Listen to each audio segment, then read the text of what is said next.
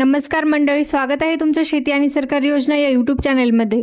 मित्रांनो, जर तुम्ही महाराष्ट्रातील नोंदणीकृत आणि सक्रिय बांधकाम कामगार असाल तर तुमच्यासाठी ही माहिती खूप महत्त्वाची आहे। राज्य शासनाने बांधकाम कामगारांच्या मुलांसाठी सुरू असलेल्या जुन्या शिष्यवृत्ती योजना बंद करून त्यांच्याऐवजी नवीन शैक्षणिक सहाय्य योजना लागू केली आहे।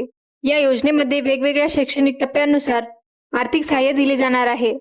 आजच्या या व्हिडिओमध्ये आपण या योजनेतील सर्व प्रकार, पात्रता, अटी शर्ती, आवश्यक कागदपत्रे आणि किती आर्थिक सहाय्य मिळणार आहे याची सविस्तर माहिती जाणून घेणार आहोत। म्हणून हा व्हिडिओ शेवटपर्यंत नक्की पहा।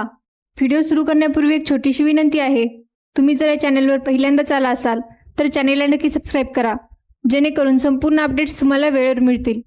चला तर मंडळी, व्हिडिओला सुरुवात करूया। मित्रांनो, सर्वात आधी एक महत्त्वाचा बदल समजून घेऊया। यापूर्वी बांधकाम कामगारांच्या मुलांसाठी वेगवेगळ्या शिष्यवृत्ती योजना सुरू होत्या, मात्र आता त्या जुन्या योजना बंद करण्यात आल्या आहेत आणि त्यांच्या जागी एक नवीन शैक्षणिक सहाय्य योजना लागू करण्यात आली आहे। म्हणजे आता एकाच प्रकारची शिष्यवृत्ती न देता विद्यार्थी कोणत्या इयत्तेत आहे किंवा कोणता अभ्यासक्रम करत आहे त्यानुसार वेगवेगळे आर्थिक सहाय्य दिले जाणार आहे। ही नवीन योजना सामाजिक सुरक्षा संहिता 2020 मधील तरतुदीनुसार लागू करण्यात आली आहे। आता पुढे या योजनेअंतर्गत कोणत्या विद्यार्थ्याला किती आर्थिक मदत मिळणार आहे, पात्रता काय आहे आणि कोणती कागदपत्रे लागणार आहेत हे आपण एक एक करून सोप्या भाषेत जाणून घेऊया। आता पाहूया या योजनेतील पहिला प्रकार।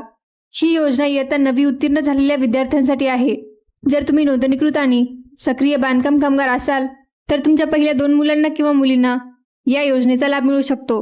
आता एक महत्त्वाची अट समजून घ्या, जर पती पत्नी दोघेही बांधकाम कामगार म्हणून नोंदणीकृत असतील तर एका विद्यार्थ्यासाठी हा लाभ फक्त एकदाच मिळेल, म्हणजे आई आणि वडील दोघांच्या नावाने वेगवेगळा लाभ मिळणार नाही।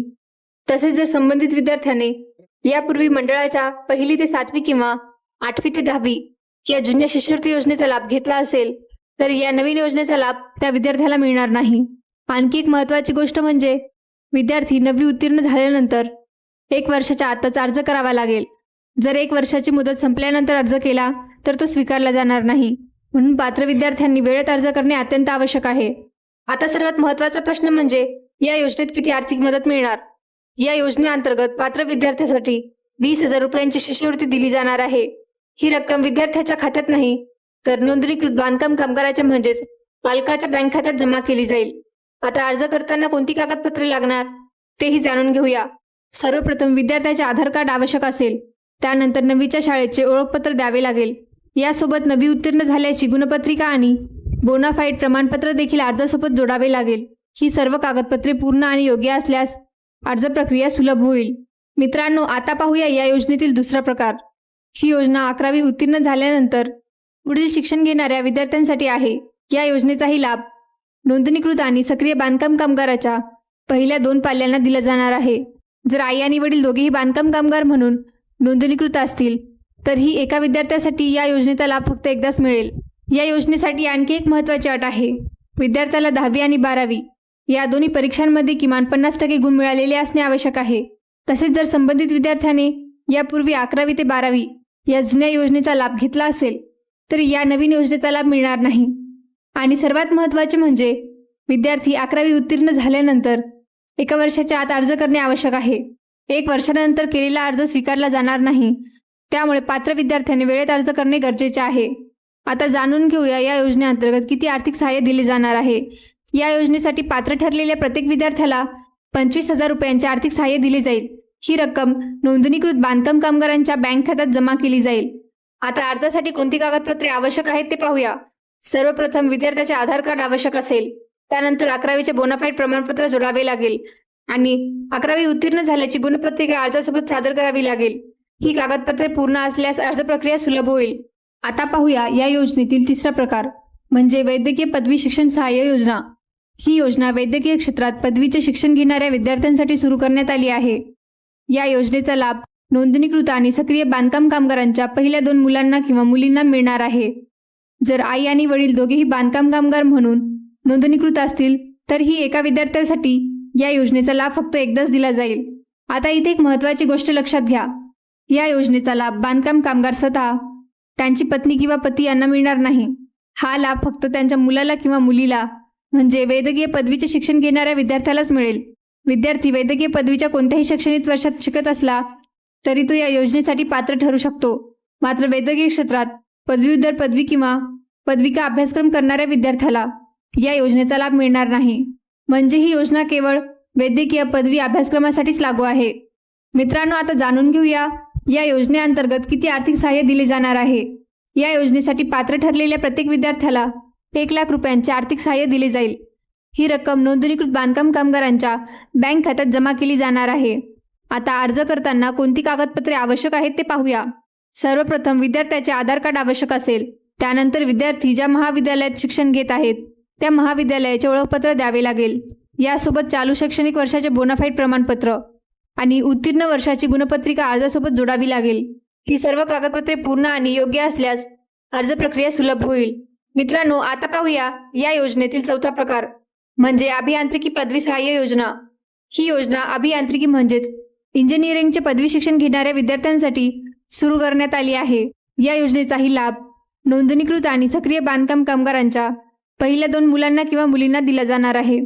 जर आई आणि वडील दोघेही बांधकाम कामगार म्हणून नोंदणीकृत असतील तरीही एका विद्यार्थ्यासाठी या योजनेचा लाभ फक्त एकदाच मिळेल. या योजनेसाठी ही पात्रता आणि इतर अटी वैद्यकीय पदवी शिक्षण सहाय्य योजनेप्रमाणेच आहेत.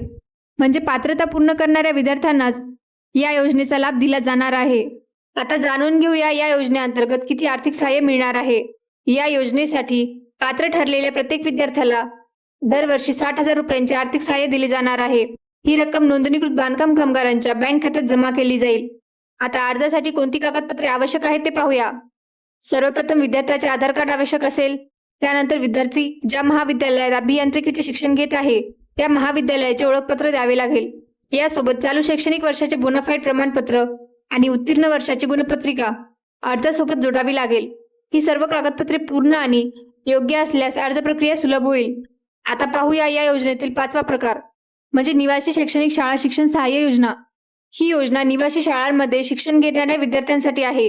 या योजनेअंतर्गत विद्यार्थ्याच्या शिक्षणासाठी लागणाऱ्या अभ्यासक्रम शुल्काची मदत केली जाणार आहे. मात्र या योजनेचा लाभ सुरू ठेवण्यासाठी प्रत्येक शैक्षणिक वर्षात नव्याने अर्ज करावा लागेल. आता आर्थिक सहाय्याबाबत बोलायचे झाल्यास जर विद्यार्थी केंद्रीय संरक्षण मंत्रालयाच्या शाळेत शिक्षण घेत असेल तर त्या शाळेची संपूर्ण फी दिली जाईल. तर शासन मान्यताप्राप्त अनुदानित किंवा विना अनुदानित सैनिक शाळांमध्ये शिक्षण घेणाऱ्या विद्यार्थ्यांना एक वेळचा 10,000 रुपयांचा आर्थिक लाभ दिला जाईल.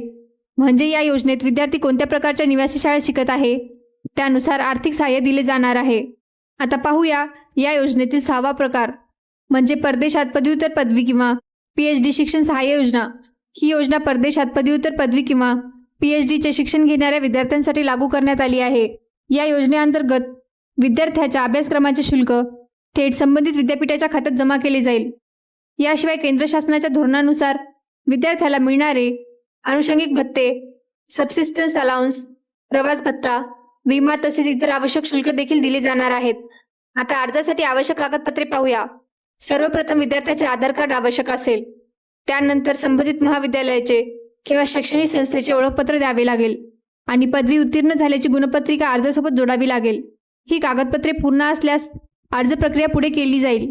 आता पाहूया या योजनेतील 7वा आणि शेवटचा प्रकार म्हणजे मूलभूत वस्तुसंच अर्थात बेसिक किट सहाय्य योजना. ही योजना इयत्ता 1ली ते 8वी मध्ये शिक्षण घेणाऱ्या नोंदणीकृत आणि सक्रिय बांधकाम कामगारांच्या पहिल्या 2 मुलांसाठी किंवा मुलींसाठी लागू करण्यात आली आहे. या योजनेमध्ये रोख स्वरूपात पैसे दिले जाणार नाहीत. त्याऐवजी ही योजना DBT इन काइंड पद्धतीने राबवली जाईल. म्हणजे शासन विद्यार्थ्यांसाठी आवश्यक शैक्षणिक साहित्य खरेदी करून थेट वस्तूंच्या स्वरूपात देणार आहे. या बेसिक किटमध्ये शालेय बॅग किंवा इतर आवश्यक शैक्षणिक साहित्य असू शकते. मात्र या किटमध्ये नेमक्या कोणत्या वस्तू असतील याबाबतच्या सविस्तर मार्गदर्शक सूचना शासनाकडून स्वतंत्रपणे जारी केल्या जाणार आहेत. आता अर्जासाठी लागणारी कागदपत्रे पाहूया. सर्वप्रथम विद्यार्थ्याचे आधार कार्ड आवश्यक असेल. त्यानंतर शाळेचे ओळखपत्र द्यावे लागेल आणि चालू शैक्षणिक वर्षाचे बोनाफाईड प्रमाणपत्र अर्जासोबत जोडावे लागेल. ही कागदपत्रे पूर्ण असल्यास अर्ज प्रक्रिया सुलभ होईल. मित्रांनो, आता शेवटी एक महत्त्वाची सूचना. आपण या व्हिडिओमध्ये पाहिलेल्या सर्व नवीन शैक्षणिक सहाय्य योजनांना महाराष्ट्र शासनाने मंजुरी दिली आहे. तसेच या योजनांबाबतचा अधिकृत शासन निर्णय म्हणजेच GR महाराष्ट्र शासनाच्या अधिकृत संकेतस्थळावर उपलब्ध आहे. त्यामुळे या योजनांची अधिकृत माहिती तुम्ही शासनाच्या संकेतस्थळावर जाऊनही पाहू शकता. यामुळे कोणतीही माहिती समजून घेताना नेहमी अधिकृत शासन निर्णयालाच प्राधान्य द्या. तर मित्रांनो, आजच्या या व्हिडिओमध्ये आपण बांधकाम कामगारांच्या मुलांसाठी सुरू करण्यात आलेल्या नवीन शैक्षणिक सहाय्य योजनांची संपूर्ण माहिती जाणून घेतली. या व्हिडिओमध्ये 9वी आणि 11वी उत्तीर्ण विद्यार्थ्यांसाठी शिष्यवृत्ती, वैद्यकीय आणि अभियांत्रिकी शिक्षणासाठी आर्थिक सहाय्य, निवासी शाळा शिक्षण सहाय्य, परदेशात उच्च शिक्षणासाठी मदत तसेच 1ली ते 8वीच्या विद्यार्थ्यांसाठी बेसिक किट योजनेची माहिती सविस्तर पाहिली. मला आशा आहे की या व्हिडिओमुळे तुम्हाला या योजनांबद्दलची संपूर्ण माहिती सोप्या भाषेत समजली असेल. जर हा व्हिडिओ तुम्हाला उपयुक्त वाटला असेल तर व्हिडिओला लाईक करा आणि ही माहिती इतर बांधकाम कामगारांपर्यंत नक्की शेअर करा, जेणेकरून त्यांनाही या योजनांचा लाभ घेता येईल. आणि जर तुम्हाला शेती आणि सरकारी योजनांचे असेच रोजचे महत्त्वाचे अपडेट्स तुमच्या मोबाईलवर सर्वात आधी हवे असतील तर आताच आमच्या व्हॉट्सअप ग्रुपमध्ये नक्की सहभागी व्हा. व्हॉट्सअप ग्रुपची लिंक या व्हिडिओच्या डिस्क्रिप्शनमध्ये दिली आहे. त्या लिंकवर क्लिक करून आजच आमच्या व्हॉट्सअप ग्रुपमध्ये जॉईन व्हा. अशा सरकारी योजना, शेतीविषयक बातम्या आणि महत्त्वाच्या अपडेट्ससाठी आपल्या चॅनेलला नक्की सबस्क्राईब करा. धन्यवाद. भेटूया पुढील नवीन अपडेटसह. जय हिंद, जय महाराष्ट्र.